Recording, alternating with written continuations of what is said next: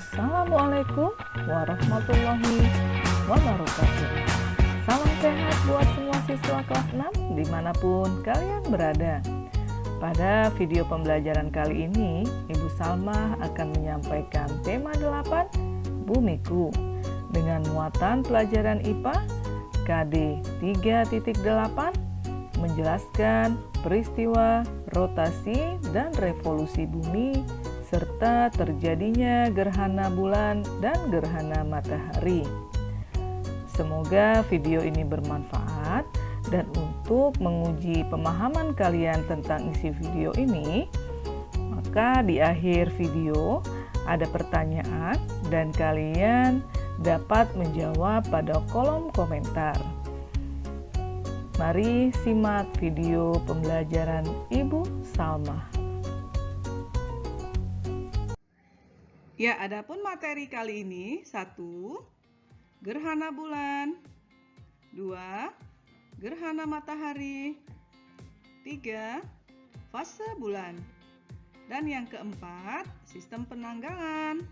Semoga materi ibu ini dapat membantu kalian dalam belajar di rumah ya.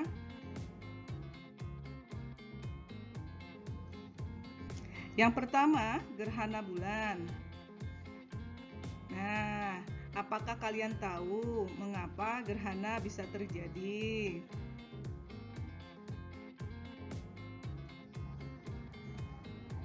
Apa kalian masih ingat bagaimana gerakan bumi dan bulan pada saat berevolusi?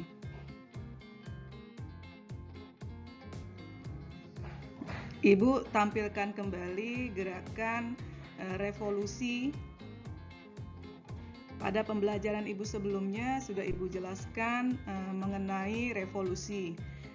Akibat bumi dan bulan mengelilingi matahari, maka akan terjadi gerhana bulan dan gerhana matahari. Bagaimana posisi dari bumi, bulan, dan matahari jika terjadi gerhana bulan atau gerhana matahari? Yuk, simak terus penjelasan dari ibu. Ya, perhatikan gambar. Gerhana bulan hanya mungkin terjadi pada malam hari ketika bulan purnama. Gerhana bulan terjadi ketika kedudukan bulan, bumi, dan matahari membentuk satu garis lurus. Kedudukan bumi berada di antara bulan dan matahari. Perhatikan gambar di atas. Pada waktu gerhana bulan, cahaya matahari yang seterusnya diterima bulan terhalang bumi, sehingga bulan berada dalam bayang-bayang bumi. Bayang-bayang bumi ada dua macam, yaitu umbra dan penumbra.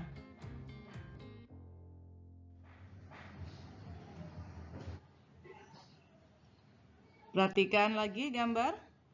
Gerhana bulan ada 3, yaitu 1. Gerhana bulan total, 2. Gerhana bulan sebagian, 3. Gerhana bulan penumbra.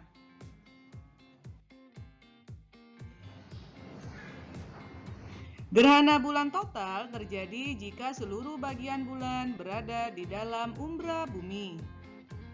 Gerhana bulan total paling lama terjadi selama 1 jam 40 menit. Gerhana bulan sebagian terjadi jika separuh bagian bulan saja yang masuk ke dalam umbra bumi, sedangkan sebagian masuk ke penumbra.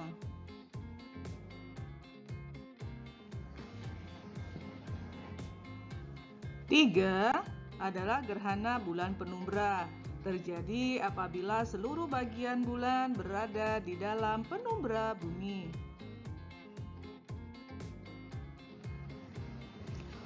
Yang kedua adalah gerhana matahari. Nah, kali ini Ibu akan membahas masalah gerhana matahari. Apa kalian tahu perbedaan gerhana bulan dan gerhana matahari?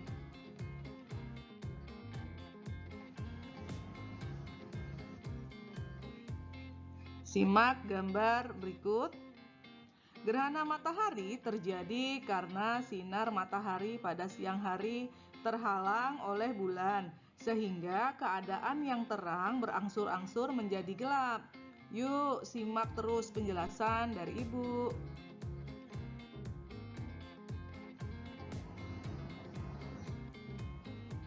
Perhatikan lagi gambar gerhana di atas ya. Jika terjadi gerhana matahari, maka bayangan bulan akan mengenai bumi. Oleh karena bulan lebih kecil, maka jika terjadi gerhana matahari hanya dapat dilihat di tempat-tempat tertentu saja.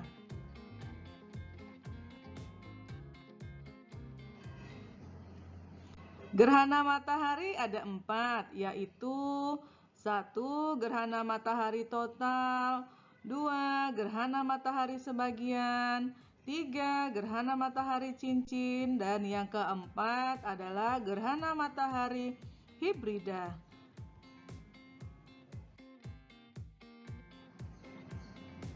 Yang pertama adalah gerhana matahari total. Nah, kalian simak gambar ya.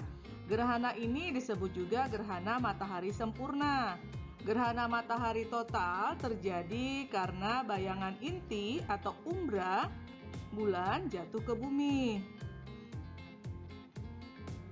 Gerhana ini hanya terjadi di daerah permukaan bumi yang terkena bayangan inti bulan. Gerhana matahari total selalu diawali dan diakhiri oleh gerhana matahari sebagian.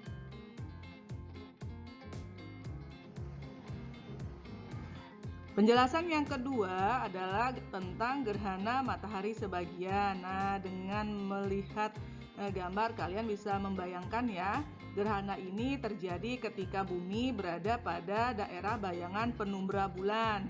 Pada saat kejadian ini masih ada bagian matahari yang terlihat terang.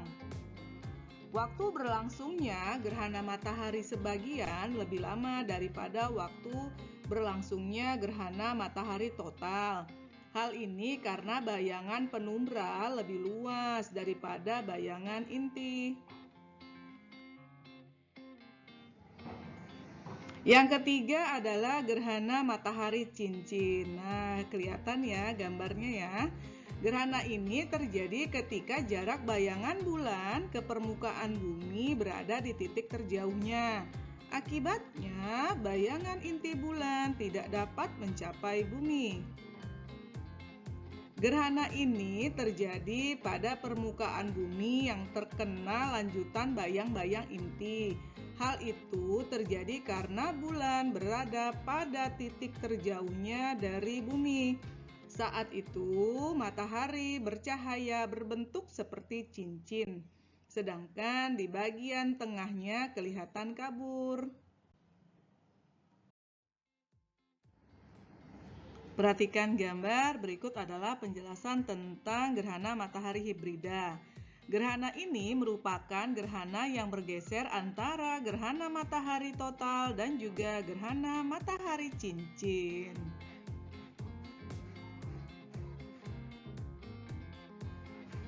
Nah, setelah Ibu membahas gerhana, kali ini Ibu akan membahas materi yang ketiga, yaitu fase bulan.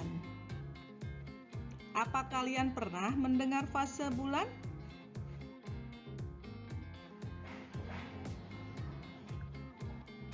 Fase bulan adalah bentuk bulan yang berbeda-beda saat diamati dari bumi. Sabit, kuartil, gibbous, purnama. Bulan tampak bersinar karena memantulkan cahaya matahari.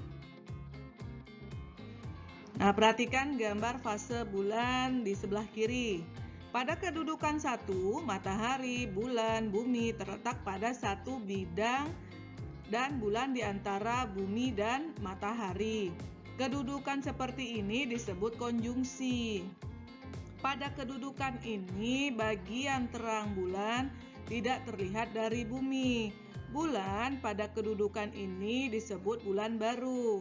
Pada kedudukan 2, hanya kira-kira 1/4 dari bagian terang bulan yang terlihat dari bumi. Bulan pada kedudukan ini disebut bulan sabit. Masih kita simak gambar.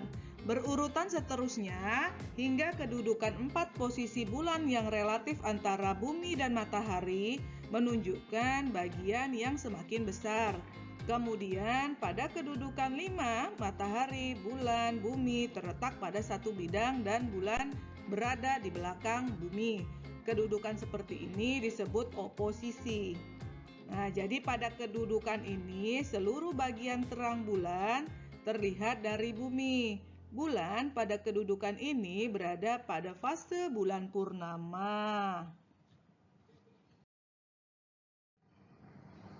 Nah, jadi fase bulan itu ada 5 ya. Yang pertama fase bulan baru atau bulan mati. Yang kedua fase bulan sabit. Yang ketiga fase bulan bungkuk. Yang keempat fase bulan separuh. Dan yang terakhir yang kelima adalah fase bulan purnama. Nah, kalian bisa menyimak gambar di sebelah kiri. Ini gambarannya ya.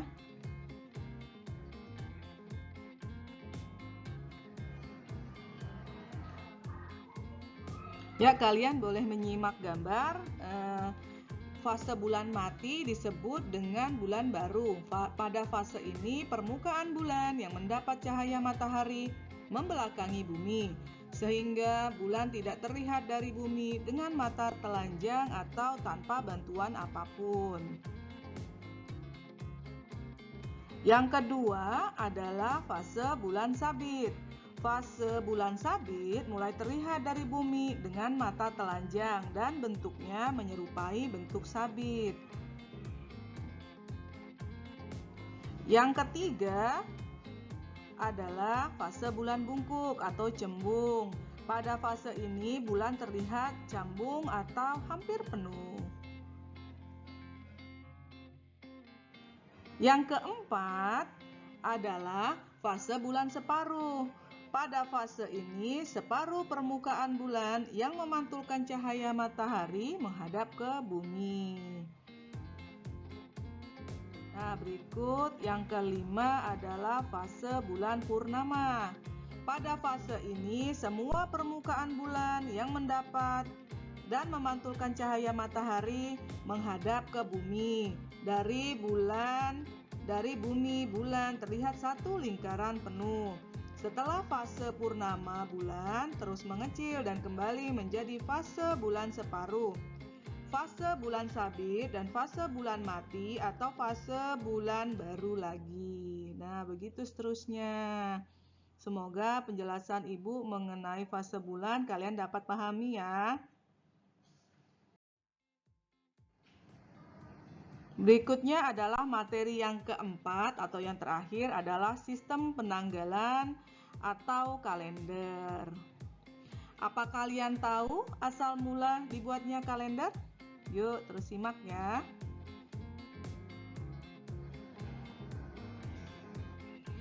Seiring berkembangnya ilmu pengetahuan, maka manusia memerlukan tanda yang lebih praktis dalam menentukan waktu.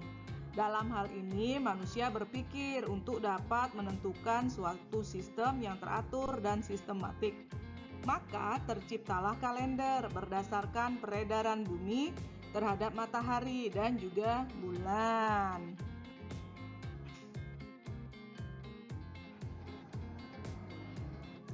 Sistem penanggalan atau kalender adalah sebuah sistem untuk memperhitungkan waktu dengan membaginya ke dalam waktu, minggu, bulan, dan tahun. Perhatikan gambar ini adalah perbedaan kalender Masehi dan Hijriyah ya. Nah, jadi dalam penanggalan ada dua, yaitu penanggalan Masehi atau sering disebut Syamsiah. Kemudian yang kedua penanggalan Islam atau Hijriyah. Untuk lebih memahami Masehi dan Hijriyah, yuk terus simak penjelasan Ibu.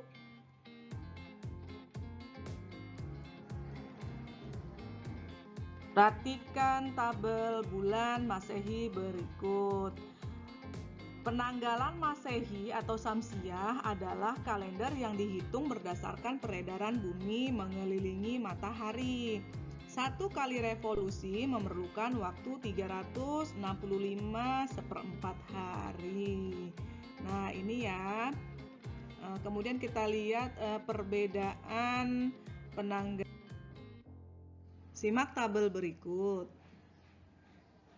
Yang kedua adalah penanggalan Islam atau Hijriyah, adalah kalender yang dihitung berdasarkan peredaran bulan mengelilingi bumi atau kala revolusi memerlukan waktu 29,5 hari. Itu dia penjelasan dari Ibu mengenai video pembelajaran ini. Semoga bermanfaat ya.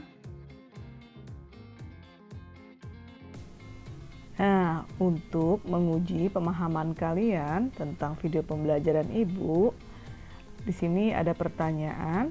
Perhatikan gambar skema 1 dan 2. Dapatkah kalian menjawab peristiwa apa yang terjadi pada gambar 1 dan 2? Silahkan jawab pada kolom komentar. Semoga video pembelajaran kali ini bermanfaat untuk kalian.